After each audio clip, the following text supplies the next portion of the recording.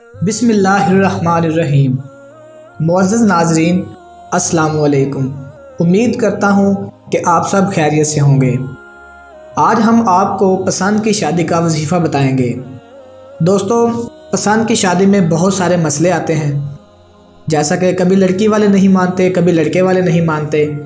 تو اس کے لیے ہم آپ کو آج ایک ایسا وظیفہ بتائیں گے جس کو آپ کریں گے تو انشاءاللہ آپ کی شادی میں کوئی رکاوٹ نہیں آئے گی۔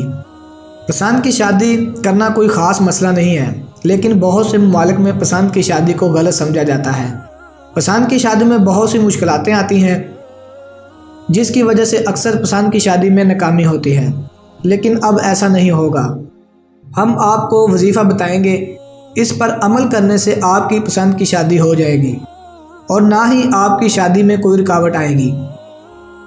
دوستو، ویڈیو شروع کرنے سے پہلے اگر آپ نے ابھی تک ہمارا چینل سبسکرائب نہیں کیا تو چینل کو سبسکرائب کر لیں اور بیل آئیکن کو لازمی دبا دیں تاکہ آپ کو ہر نئی آنے والی ویڈیو کی نوٹیفیکیشن مل سکے۔